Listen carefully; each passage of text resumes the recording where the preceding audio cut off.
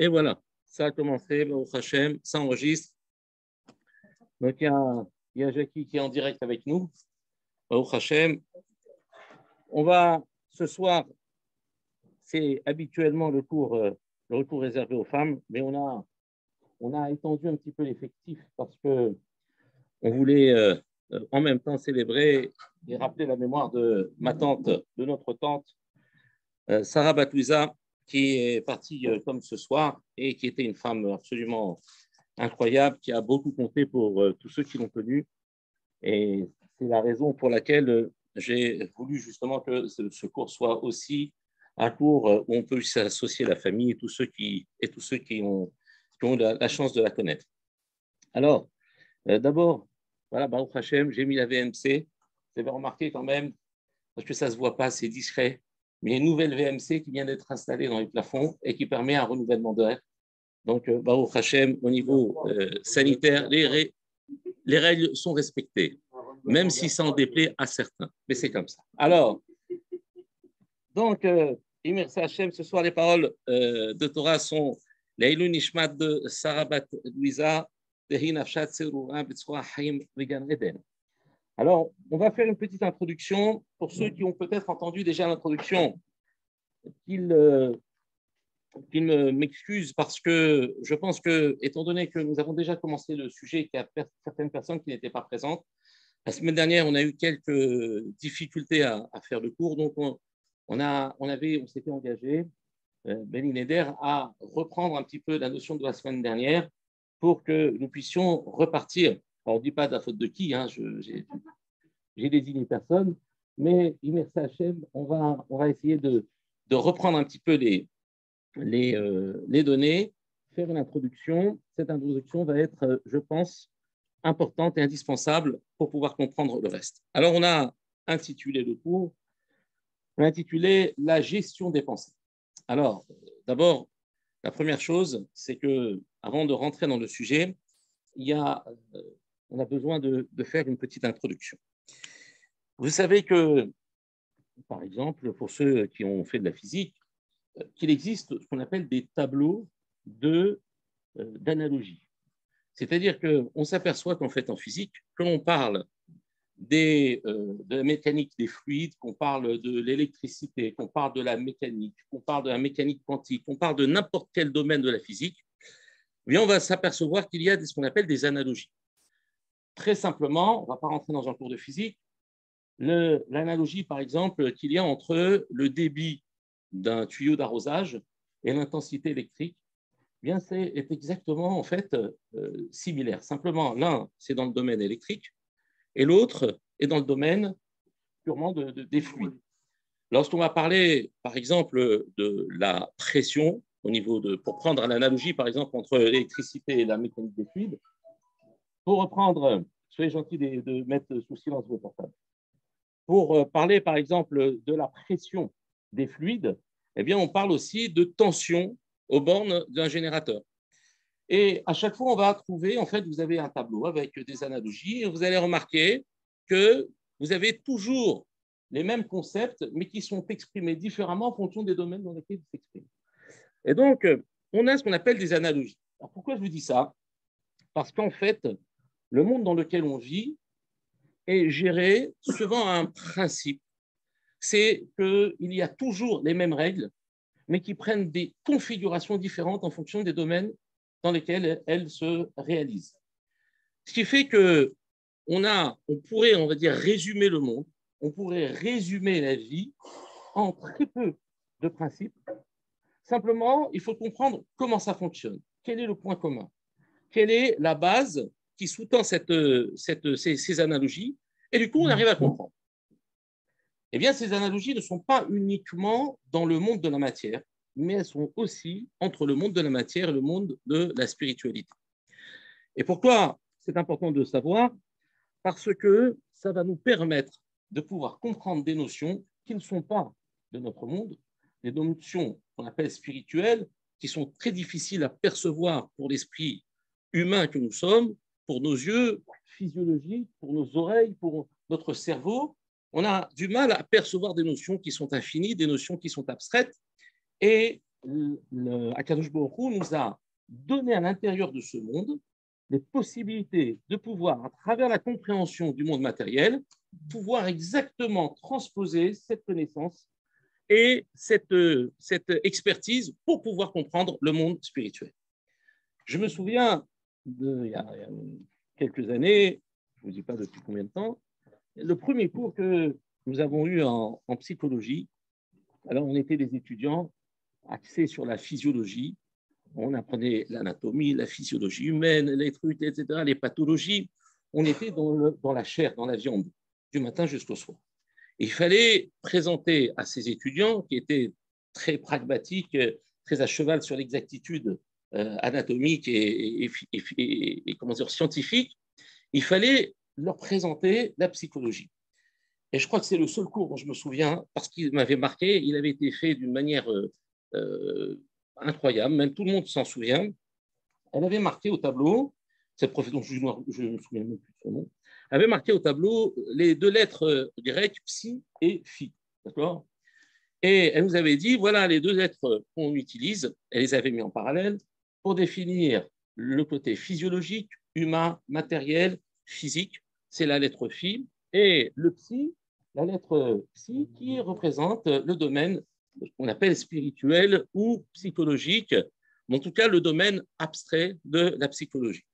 Elle dit, vous remarquez que ce n'est pas un hasard, mais ces deux lettres se ressemblent, si ce n'est que ces deux lettres, en fait, sont pratiquement les mêmes, si ce n'est que dans le phi, vous avez juste une petite jonction entre les deux dents du trident. En fait, c'est deux tridents, les deux lettres, ce sont deux tridents, mais il y en a un, le phi, il est relié, mais l'autre, il n'est pas relié.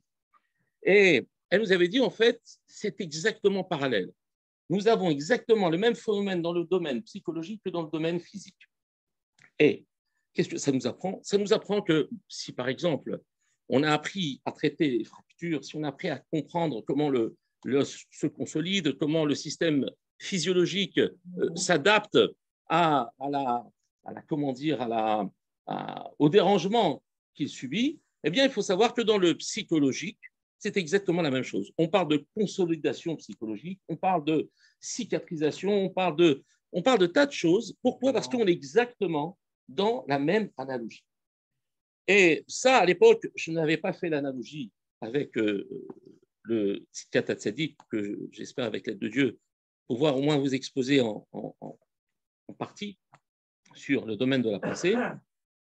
Mais ça m'a amené à réfléchir, ça a amené beaucoup de personnes à réfléchir et de dire que finalement, on peut comprendre tout ce qui se passe dans le domaine si jamais, eh bien, on a déjà, on va dire, la capacité de pouvoir observer, pouvoir analyser le domaine phi, c'est-à-dire le domaine concret, le domaine anatomique, le domaine de l'être humain.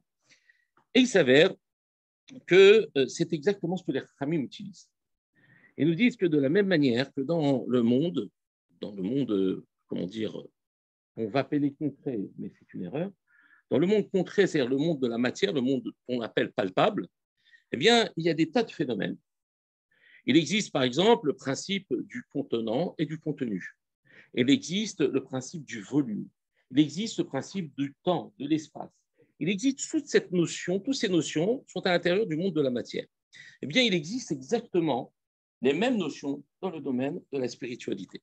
C'est exactement les mêmes choses et ça va nous aider, Baruch Hashem, à comprendre ce que sont les pensées. Alors, on n'aura pas la prétention de pouvoir ressortir avec une expertise sur les pensées. Ça, loin de là, parce que c'est un domaine qui est très, très complexe et surtout très, très étendu au niveau des connaissances. Mais on va peut-être pouvoir percevoir des choses qu'on n'aurait pas pu percevoir si on n'avait pas fait cette analogie, cette comparaison avec le monde de la matière. On a déjà expliqué que lorsqu'on va parler de pensée, on va parler d'un espace, on va parler d'une dimension. Ça veut dire de la même manière que lorsqu'on va parler du monde matériel, on va parler d'un espace, on va parler d'un volume, on va parler d'une localisation, eh bien, les pensées sont aussi localisées. Il existe un espace spirituel qui s'appelle Olam HaMachashavot, le monde des pensées. Ce Olam HaMachashavot, ce monde des pensées, on a déjà évoqué au cours précédent, mais je vous fais un bref résumé. Ce Olam HaMachashavot, c'était véritablement un autre monde, une autre dimension. Et pourquoi il est important de savoir ça? Parce qu'on peut quitter ce monde uniquement par la pensée. Il y a des personnes qui sont capables de complètement de s'anesthésier uniquement par la pensée. Des personnes qui sont capables complètement de se couper de ce monde uniquement par la pensée. Pourquoi? Parce qu'ils changent véritablement de monde. C'est un changement de monde. Et là où c'est dangereux, c'est quand on change de monde en perdant contact avec le monde réel. C'est pour cela que vous avez déjà sans doute entendu que lorsqu'on parle de la Kabbalah comme étant une science et une discipline extrêmement dangereuse pour les gens qui ne sont pas, comment dire, aguerris dans ce type d'études, on peut devenir fou. C'est quoi la folie? C'est perdre complètement la connexion avec le monde du vivant, avec le monde réel. Et cette folie, en fait, elle vient témoigner que cet homme, en fait, s'est projeté, mais projeté corps et âme, c'est-à-dire qu'il est véritablement dans une autre dimension, un autre monde, un autre espace, qu'il a quitté ce monde ici et que malheureusement, il a du mal à récupérer ce qu'on appelle son identité et sa perception de l'être.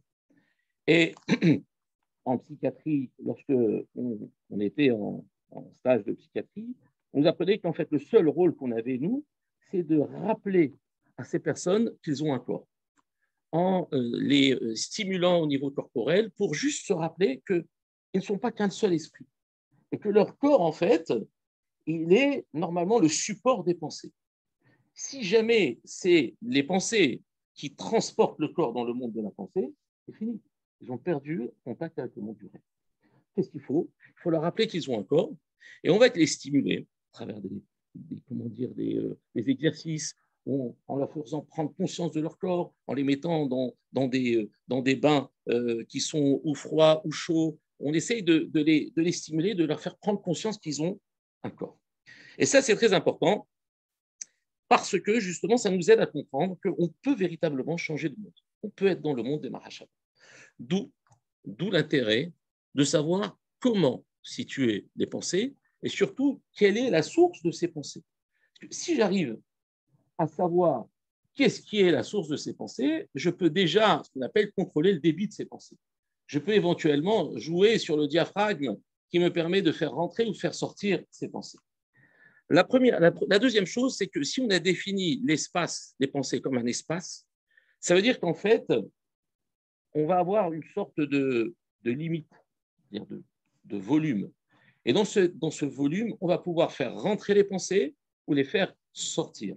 C'est-à-dire qu'on peut, et ça ce n'est pas comment dire, une fatalité, quand une personne est prise par ce qu'on appelle des mauvaises pensées, on a le sentiment que c'est fini, il n'arrive plus à les maîtriser, il n'arrive plus à s'en sortir, il devient la proie de ses pensées et il est incapable de s'en sortir.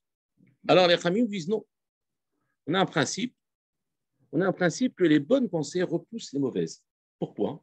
Parce que c'est exactement le principe. Si vous avez un espace clos, un espace délimité, dans lequel, en fait, il y a une quantité de personnes, eh bien, pour pouvoir faire rentrer des personnes, il faut en faire sortir. Donc, on a exactement le même phénomène dans les pensées. On est capable de faire sortir les mauvaises pensées et de faire rentrer les bonnes pensées, ou plutôt, par le biais des bonnes pensées, on peut exclure ou repousser les mauvaises. Mais seulement, attention, c'est à partir du moment où... Alors, exactement.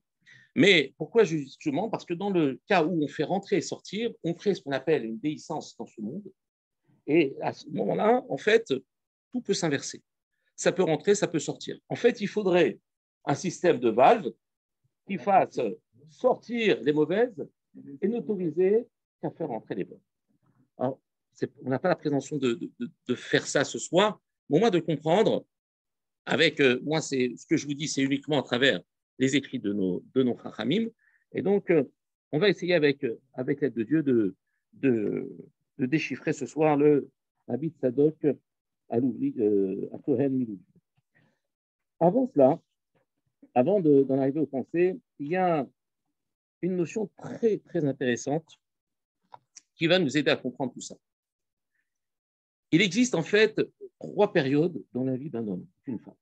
Il existe ce qu'on appelle la Yaldout, c'est-à-dire la jeunesse, l'enfance. Il y a ce qu'on appelle la Badrout, c'est-à-dire que quand la personne commence à devenir un adulte, commence à quitter le monde de la jeunesse, et il y a la Zikna, c'est-à-dire la vieillesse ou la sagesse.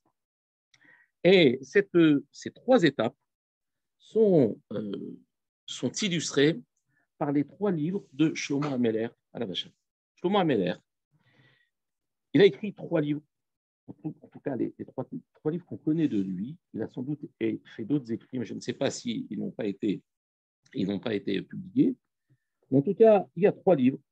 Et ces 3 livres, il les a écrits à 3 périodes de la vie. Il a marqué ces 3 étapes de la vie à travers ces 3 livres.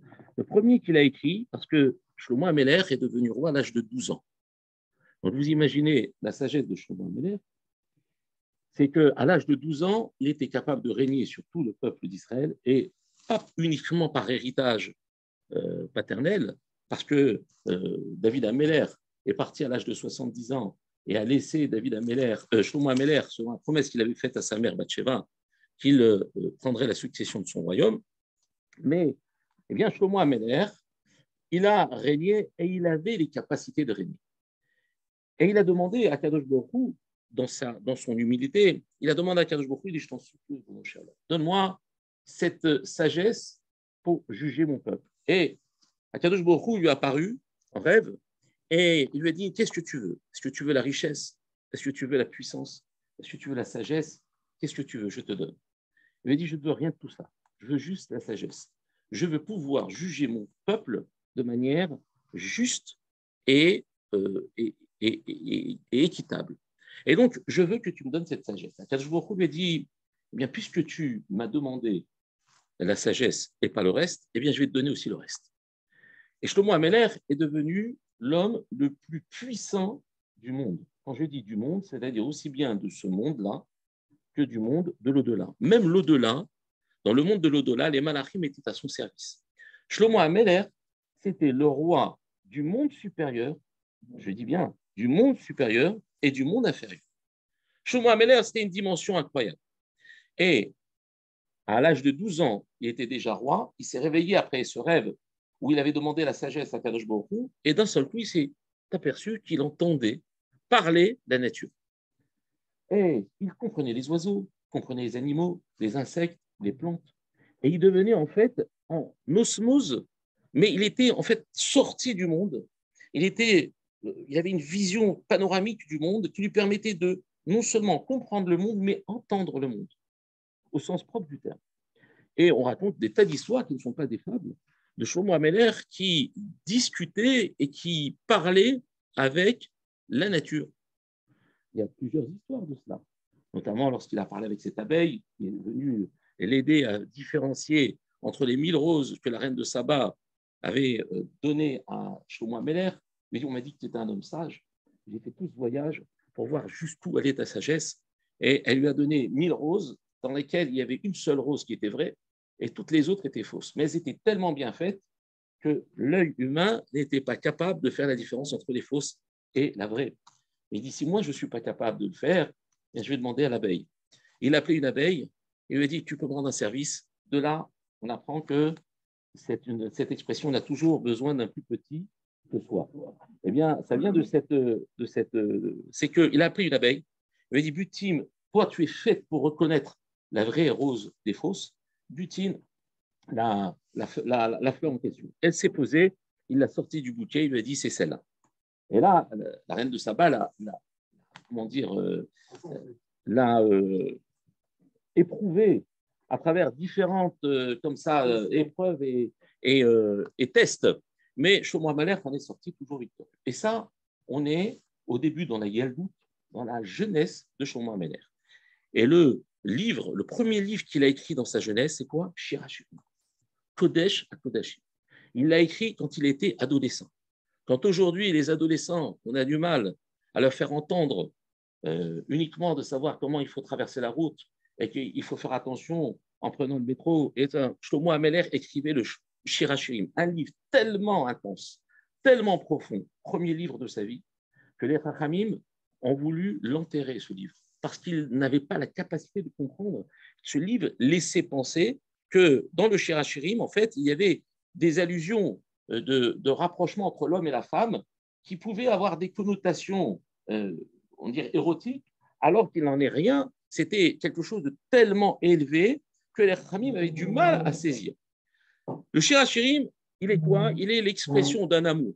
Parce que disait Chachamim, lorsque l'enfant il naît, il est dans cette phase de ce qu'on appelle d'amour.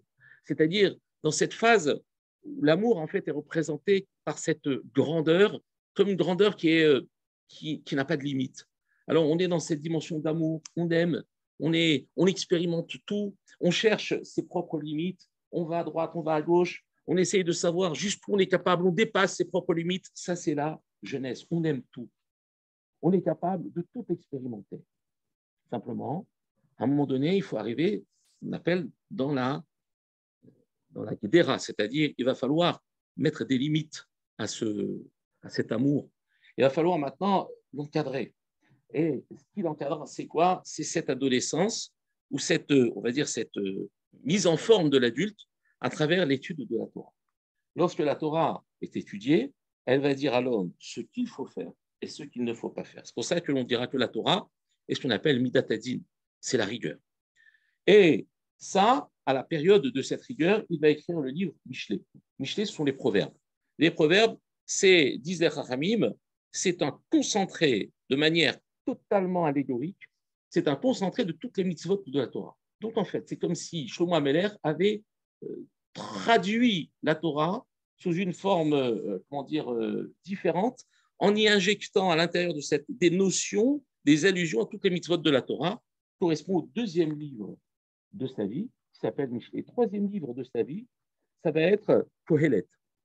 Kohelet, c'est ce qu'on appelle la période de sa zikna, de sa sagesse, de sa vieillesse, où en fait, il va, à travers tout le livre, démontrer que le monde est vain.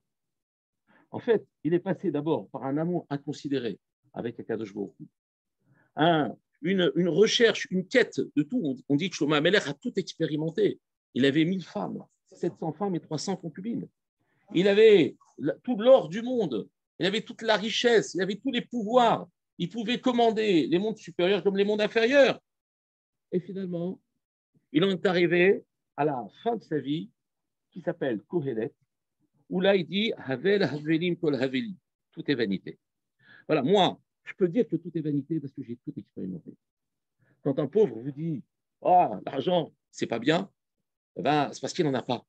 Et que peut-être il se fait une raison. Mais quand un riche, il est capable de laisser tout de côté, quand un homme a tout possédé, il a tout connu, il était au summum de tout, et il vous dit que ah, voilà, il n'y a que la Torah, il y a que les mitzvot, tout ça c'est du vent. Et là, on s'aperçoit que, en fait, Shlomo Ameler nous révèle quelque chose, c'est que ce que nous croyions être réel, en fait, est vain. Et que tout s'appuie sur ce que nous pensions être abstrait et qui, en fait, représente la réalité. Donc, pour en revenir à notre sujet, si maintenant une personne vous dit « Ah, mais ça, c'est psychologique. C'est psychologique, alors c'est rachou. Alors c'est important. » Quand on parle de psychologique, on a l'impression de dire « Laisse tomber, ça, c'est une vue de l'esprit.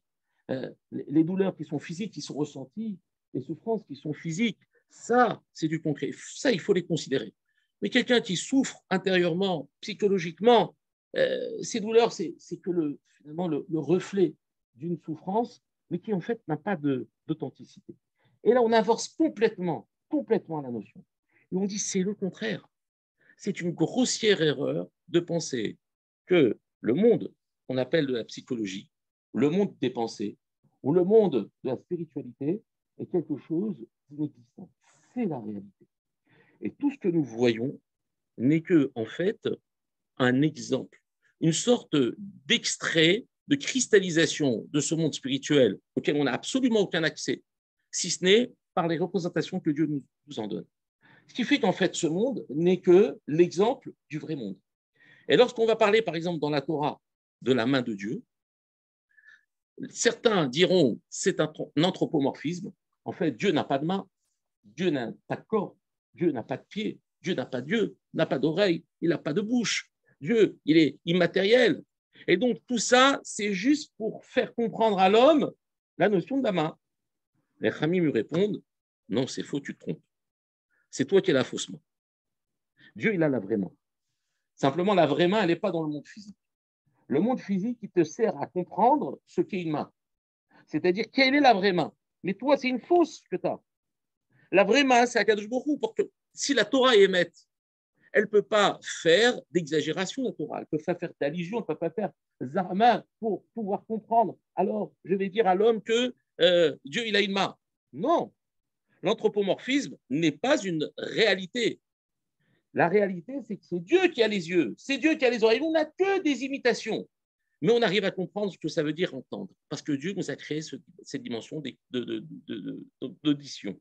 On sait ce que c'est voir. Et donc, on sait que par la vue, je sais ce que l'autre fait. Et donc, je sais que si Dieu me voit, ça veut dire qu'il sait exactement ce que je fais. Et quand il m'entend, ça veut dire qu'il m'écoute quand je lui parle. Parce que sinon, si je n'avais pas eu les mêmes concepts, si Dieu ne m'avait pas créé dans le monde matériel ces concepts-là, mais je n'aurais jamais été capable de comprendre ce que ça veut dire que Dieu entend, que Dieu voit, que Dieu me parle, que Dieu écoute, que Dieu saisit, Beyat Chazaka, avec son bras étendu, avec sa main puissante. Toutes ces notions-là, c'est des notions qui n'auraient pas été capables d'être saisies par l'homme, si ce n'est par le biais de l'exemple de la matière. Et donc, qu'est-ce que nous disent les Chachamim? Ils nous disent qu'en fait, voilà comment on doit déjà partir dans la vie. On doit en fait utiliser le monde de la matière, pas pour dire c'est celui-là qui compte, mais pour me dire il va m'aider à comprendre le véritable monde. Et c'est là où, on va dire, on va un peu plus maintenant rentrer dans le sujet. Et les Chachamim nous disent, voilà, maintenant, le problème de la pensée, c'est que c'est un monde qui est très, très, très élevé. Très, très, très élevé. Bien au-delà du monde dans lequel nous vivons. Et s'il est très élevé, eh bien, il faut faire attention de pouvoir uniquement y pénétrer en gardant ce qu'on appelle les pieds sur terre. Si une personne est dans ses pensées, on va dire il n'est pas là. En fait, ce n'est pas une expression, c'est vrai. Personne se place et se trouve, c'est le Ramban qui dit ça, un homme ne se trouve que là où ses pensées l'amènent. Ça veut dire qu'on est véritablement transporté. La preuve en est, c'est que si maintenant on fait ce qu'on a dit depuis le début, on fait le bilan de ce qu'on a dit depuis le début, le corps n'est que l'annexe de l'âme. C'est que, on va dire, un moyen de pouvoir comprendre comment l'âme se comporte. Quelles sont ses capacités, quelles sont ses aptitudes. Puisqu'on sait ce qu'on est capable de faire avec un corps, alors on se dit, puisque le corps, c'est l'habit de l'âme, donc forcément, de la même manière qu'un habit suit les contours du corps, eh bien, le corps suit les contours de l'âme. Et si le corps voit, c'est que l'âme voit. Si le corps entend, c'est que l'âme entend. Si le corps parle, c'est que l'âme parle, etc., etc. Et donc, j'arrive à comprendre que finalement, cet exemple que je pensais être l'essentiel n'est que l'accessoire. Donc, quel est l'essentiel? C'est les pensées. Donc, si les pensées m'amènent là-bas, mon corps, qui est l'accessoire, devient ce qu'on appelle annulé par rapport à l'essentiel. Quand vous prenez une tasse, d'accord, et vous prenez avec l'anse la tasse, en fait, qu'est-ce qui est le plus important? C'est la tasse ou c'est l'anse? Enfin, la tasse, elle est là pour contenir, mais l'anse, elle est là pour bouger la tasse. Donc, en fait, si les pensées sont l'essentiel, forcément, qu'elle véhicule avec elle le corps. C'est vrai que moi, je vois que le corps n'a pas bougé, mais lui, il n'est pas là. C'est pour ça qu'on va définir qu'une personne qui est dans ses pensées n'est pas là. C'est pour ça qu'il faut faire attention de savoir où nos pensées nous amènent et comment les gérer avec l'aide de Dieu. Alors, la première chose, c'est que le Yetzara, il sait très bien ça. Il connaît comment il fonctionne. sait très bien comment il fonctionne. Alors, qu'est-ce qu'il va faire, Yetzer Hara? Il va tout simplement me projeter dans l'illusion. Et l'illusion, c'est précisément le monde de la réalité, puisqu'on est dans le monde de la spiritualité. Sauf que, il y a une différence entre ce qu'on appelle l'illusion au sens péjoratif du terme, et l'illusion au sens sain, au sens comment dire, réel, concret du terme. Vous allez voir qu'on va faire la distinction tout de suite. Rami nous dit que, en fait, Akadosh Baruch Hu nous rentre des pensées, il nous amène des pensées, mais que ces pensées peuvent être en fait enrobées dans un excipient d'autres pensées. D'autres pensées qui arrivent et qui vont en fait créer une sorte d'enveloppe et qui vont rendre ces pensées faussées par justement ce prisme que moi je vais créer à travers ces mauvaises pensées. Alors comment je crée ce prisme? Comment je distorde l'authenticité de cette pensée qu'Akadosh Baruch Hu me donne et qui, elle, est une pensée pure, une pensée correcte. Alors, Rami nous disent que tout ça, c'est dû à nos yeux. C'est dû à nos yeux. En fonction de ce qu'on regarde, et Dieu sait aujourd'hui combien, malheureusement, la société nous envahit de messages qui passent par l'œil, à travers nos téléphones, nos ordinateurs, les affiches publicitaires, à travers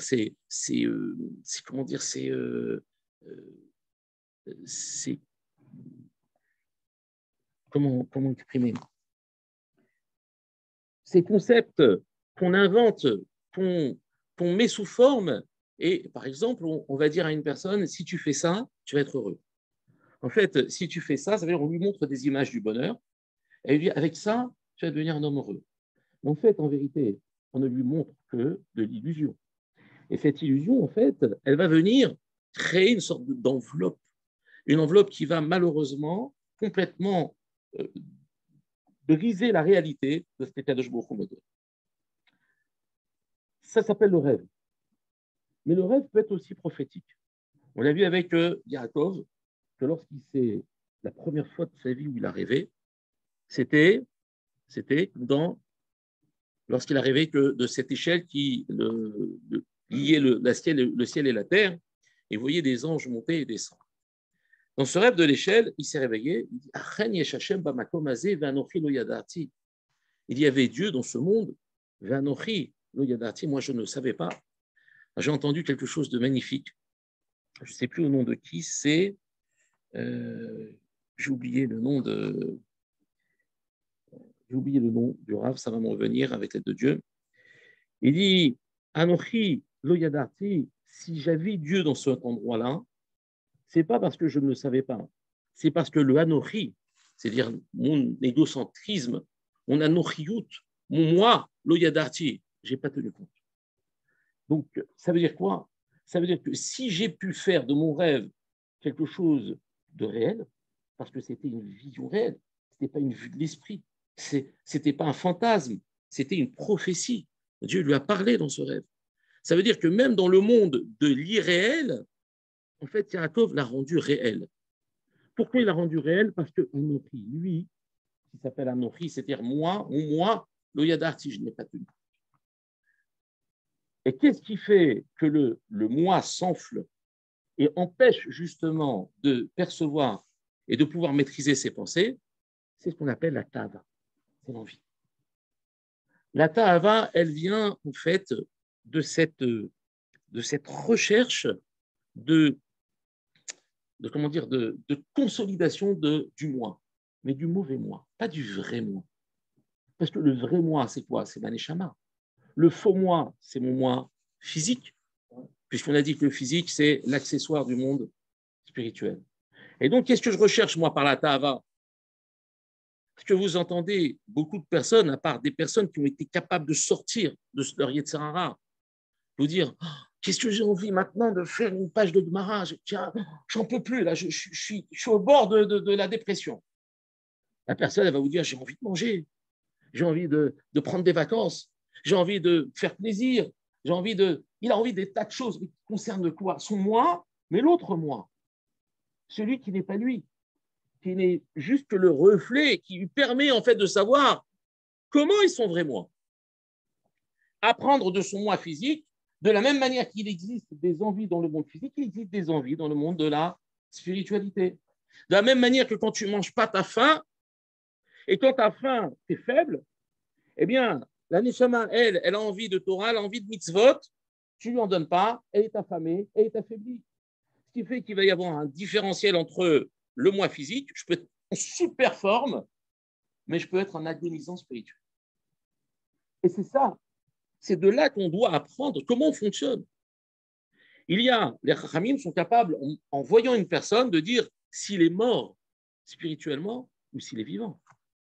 Ils sont capables de voir sur le visage, et on va voir que les pensées, en fait, sont traduites par les traits du visage. Et Chachamim, il explique le Tikat Asadi, tout ce que je vous fais, c'est pas dans l'ordre, mais c'est une synthèse de pas mal de pages.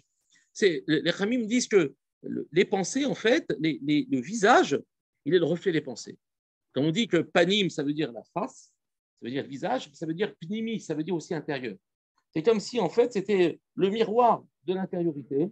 On voit à l'intérieur d'un visage d'une personne s'il a le haine, s'il a la grâce, ou si tout simplement il affiche l'angoisse, il affiche la fermeté, il affiche la tristesse. Même s'il peut masquer ça par un sourire, mais Chachamim sont capables de voir.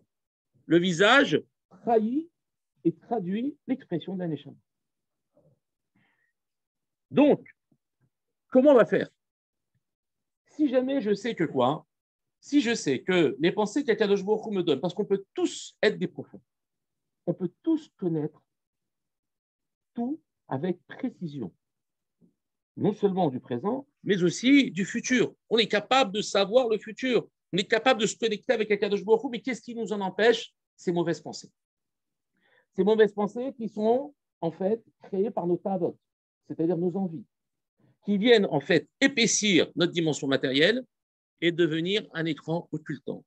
Cet écran occultant nous empêche de percevoir le message. Ce qui fait que, eh bien, au lieu d'avoir fait briller les pensées que Dieu nous donne, on les a ternies, on les a appauvries, on les a complètement anéanties. Et c'est pour cela que lorsqu'une personne va dire j'ai un problème, j'ai des mauvaises pensées, en fait, ces mauvaises pensées, c'est lui qui les crée. C'est lui qui les crée à travers ses envies, à travers ses tables. Et Yaakov Avinu est arrivé à un niveau d'abnégation tel que quand il s'est mis à rêver, c'est parce que pendant 14 ans, il n'avait jamais dormi. Il n'avait pas dormi pendant 14 ans. La seule chose, c'est que lorsqu'il était fatigué, il se penchait sur sa table d'études et il dormait quelques instants et ensuite, il reprenait le monde. Ça veut dire que Yaakov Avinu était dans une telle abnégation, une telle annulation de son moi que finalement, c'est pour ça que Dieu était dans cet endroit. Parce qu'à Anochi, c'est fini. J'ai fait abstraction de moi, c'est fini. Donc s'il n'y a plus de moi physique, forcément, tout ce qui me vient, même dans le monde de l'illusion, devient la réalité. Et le monde qui s'appelle le monde des rêves devient le monde de la réalité. Lorsque on parle des Ta'avot, alors, il rapporte ici un Maharal, le Maharal de Prague, qui explique ça d'une manière extraordinaire. Il nous dit qu'en fait, il y a un principe. Alors, nous, les Juifs, on pense toujours le contraire de ce qui se pense dans le monde. Hein, un Juif, il a toujours l'esprit tordu. Et on dit qu'en fait, le Yetzara, les Ta'avot, c'est-à-dire les envies, augmentent lorsqu'on les assouvit et diminuent lorsqu'on les affame. Ça veut dire quoi? Ça veut dire que les Ta'avot, c'est-à-dire les envies, c'est quelque chose qui, plus on assouvit l'envie, et plus elle augmente. En fait, on s'éloigne de ce qu'on recherchait. Nous, on voulait connaître une certaine sérénité, une certaine stabilité. Ça y est, c'est fini, je suis serein, Baruch Hashem. j'ai fait ce que j'avais envie. Et puis, je m'aperçois que le lendemain, j'ai aussi envie. Et pourtant, je viens de m'acheter quelque chose, mais ça ne me satisfait pas. J'ai encore besoin. Et encore, et encore, et encore. Donc, dit le Maharal, en fait, l'envie augmente lorsqu'on l'assouvit et diminue lorsqu'on la faim. C'est quoi ce principe-là? On va reprendre le monde de la matière, vous allez comprendre.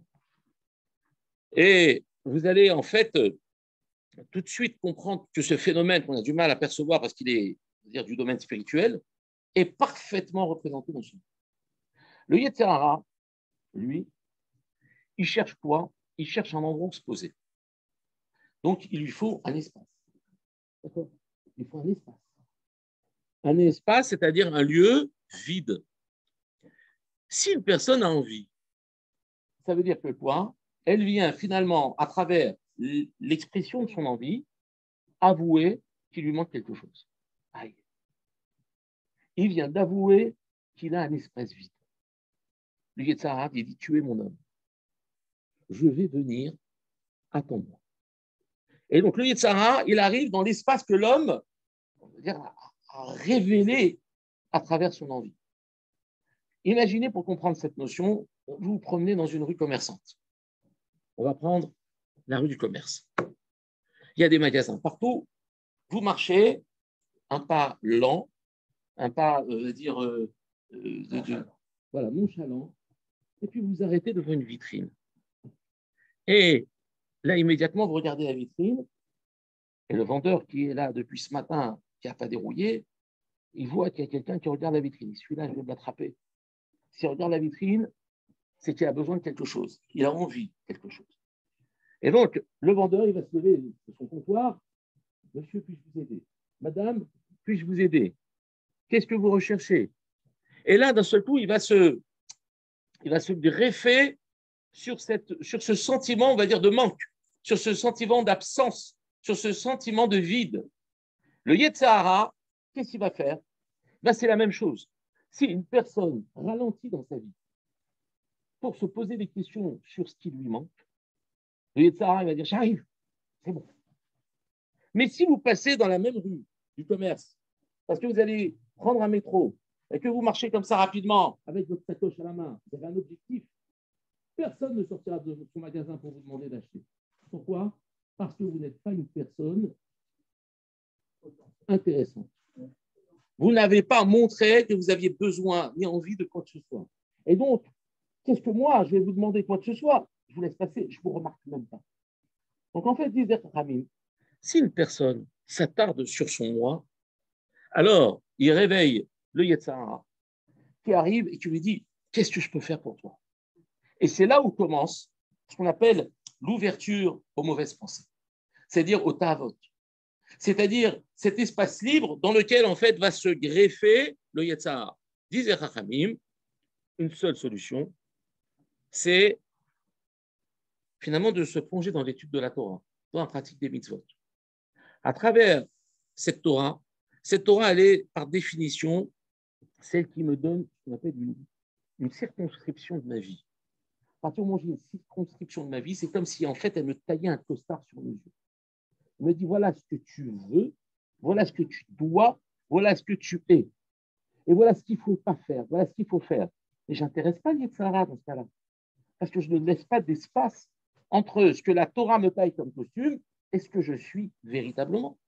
Je n'ai pas d'espace. Je n'ai pas d'endroit où le Yetzer Hara va pouvoir rentrer. Donc, dès qu'on sort de ce domaine qui s'appelle la Torah, dès qu'on sort parce qu'on trouve que c'est pas assez folklorique ou bien c'est un peu, comment dire, liberticide, ou alors, bon, la Torah, il faut l'adapter à notre temps, et puis moi, je ne suis pas comme ça, et puis peut-être que mes enfants le deviendront, et que finalement, on pense qu'à nous. Il faut penser qu'à nous dans le domaine de la Torah. Et il faut penser aux autres dans le domaine de la matérialité. Parce que quand on donne aux autres, on se prive. Donc on diminue l'espèce. Mais quand on prend pour soi, on reconnaît manquer, et à ce moment-là, on ouvre l'espace au Yetzer. Donc en fait, c'est exactement l'inverse de tout. Les mauvaises pensées, elles sont dues à quoi? Elles sont dues tout simplement à ce que nous regardons que nous analysons et nous créons en fait, parce que si vous ne l'avez pas vu, par exemple, un enfant, je ne sais pas, des bidonvilles, ne pense pas à un iPhone, il ne pense pas à une maison chauffée, il ne pense pas aux vacances, il joue au foot avec une boîte de conserve et il est heureux. En fait, il est dans l'espace qu'on lui circonscrit. Mais dans une société où vous allez avoir ce qu'on appelle une al-khavat darat, on va augmenter votre darat, on va vous faire connaître des choses dont vous n'avez pas besoin. Et on va vous dire, ça c'est nécessaire. Ou on va vous créer des peurs que vous n'aviez pas. On va dire, c'est de cela qu'il faut avoir peur. Vous imaginez franchement que ça, ce n'est pas l'ouverture de cet espace qui invite le Yetzirah à trouver un endroit de rêve, de luxe, où il va planter ses meubles, il va planter sa tente, et il va même pousser les murs. Pourquoi? Parce qu'il va créer l'envie, pour que justement l'espace du manque, eh bien, s'agrandit. Et du coup, son espace s'agrandit. Et donc, c'est un peu l'envie, c'est la création d'un vide. On se vide à travers la recherche de ce qui nous manque. En fait, on croit répondre à nos besoins. Au contraire, on avoue nos manques. Et c'est pour cela que, là, on pourra en parler pendant des heures encore, mais il faut au moins garder ces notions. C'est que les machashavot ne sont pas des choses. D'ailleurs, en hébreu, machashava, ça vient de la shon chashuv. C'est important. Ça veut dire qu'en fait, une machashava, c'est la quintessence même de l'importance dans la vie d'un homme. En pensant que ces pensées, quand par exemple une personne va dire oh, mais tant que je n'ai pas fait l'acte, tant que je n'ai pas fait mal, je peux penser mal. Ce n'est pas grave. Ça ne concerne que moi. Faux. Ça va non seulement me concerner, mais ça va me détruire.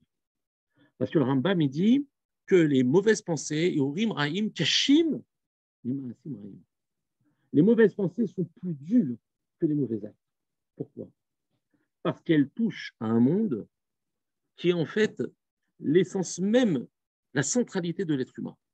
Si jamais on a des mauvaises pensées, c'est comme si on faisait rentrer une idole dans le Kodesh à Kodashim, dans le Saint des Saints. On profane les mauvaises pensées, c'est faire rentrer une idole dans le Kodesh à Kodashim. Alors, qu'est-ce qu'on fait dans ces cas-là? Avoir des mauvaises pensées, tout le monde a des mauvaises pensées. Qu'est-ce qu'on fait dans ces cas-là? Eh bien, on s'attache à des bonnes pensées. On s'attache uniquement et on diminue ce qu'on appelle ce moi, c'est-à-dire cette identité qui est la fausse identité, celle qu'on croit être la vraie, notre identité, comment dire, physique. Et au lieu de se soucier de savoir ce qui me manque physiquement, je dois d'abord me soucier de qui je suis. Et je ne peux savoir qui je suis que si j'ai balayé toutes ces scories qui sont les pensées, les peurs, les angoisses, les articles, les impressions, les pourcentages, les statistiques. Et vas-y, on est capable de piloter les gens, littéralement. On va vous dire économiser 10 € en achetant ça. Et le mec, il va se précipiter chez Carrefour parce qu'en achetant 3 paquets de lessive de 58 lavages, alors qu'il habite seul, le mec, que ça va lui suffire pendant 3 ans. Qu'en fait, il aurait pu acheter la moitié d'un paquet, d'accord? Mais il va stocker de la lessive pendant 3 ans parce qu'il a gagné 10 € en donnant 20 ou 30 à Carrefour. Ça veut dire qu'en fait, on paralyse la personne en lui faisant croire ce qu'on a envie de. Pourquoi ça? Parce qu'on fait quitter l'homme du domaine de la réalité. On lui fait quitter son domaine réel. On le fait passer dans un monde qui s'appelle le monde de l'imaginaire, de l'illusion. Et à partir de ce moment-là, on le ballotte comme un radeau, sans amarre. On le ballotte là où on a envie de le ballotter. C'est pour ça qu'il faut particulièrement faire attention à ce qu'on regarde.